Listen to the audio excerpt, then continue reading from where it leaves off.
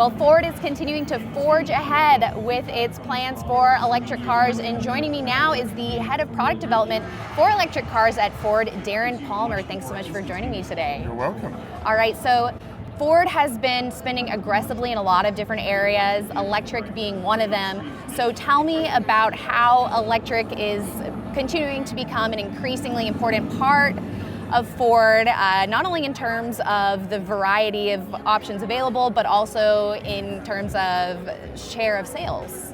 So we've announced that we're spending over $11.5 billion in the next business period on electrified vehicles. And we formed a team called Team Edison a couple of years ago because we saw the importance of electric vehicles and we knew we needed to take a more focused approach as a company on this. So that team was like a small startup team with cross-functional people, different ages and groups, to develop where to play and how to win for Ford Motor Company. And the Mach-E car you see behind us is the first vehicle from that new strategy. Yes, so speaking of the Mach-E here, of course, debuting at the LA Auto Show to much fanfare, making quite a statement. Tell me why this is such a milestone for Ford. So this is our first ground-up electric vehicle that was developed as an electric vehicle from the start, and in fact it's very important to have a vehicle completely ground up to be able to get the range, the density and the performance, and so that's the only way to do it. So this is our first one, and we've been clear about saying we changed our strategy during the development of that program from really more like a Ford Focus electric version 2 into the performance electric vehicle you see now, a Mustang. And so we changed that during the strategy, during the development, because we realized the way to really get people to take up electric cars is to make them really aspirational, and that's what we've aimed to do.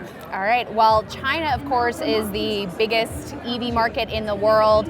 How does the Mustang Mach-E fit into Ford's plans moving forward in China, especially as Tesla, with their crossover SUV, the Model Y, they are forging ahead with that. So how do you take something like the Mach-E when you're looking at a market like China?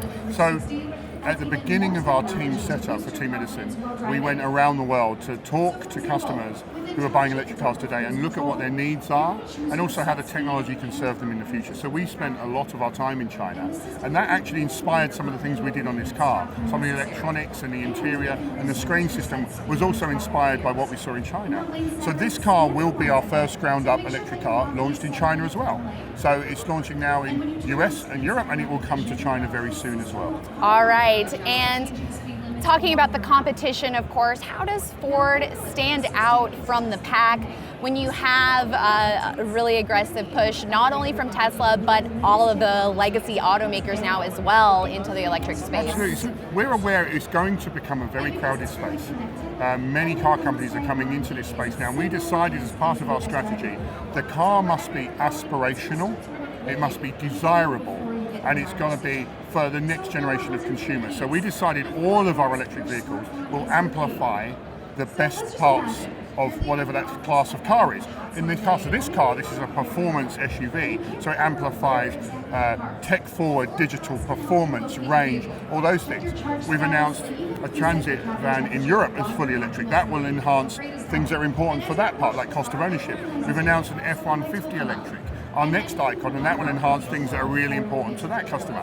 Every time, the cars will be very aspirational, and that's how we will stick out from the crowd. We'll also lean on our global icons and our global brands, because it's instantly recognizable as a Mustang, and that's the best-selling sports coupe in the world. And so customers know roughly what to expect from this car. They know it's going to be performance.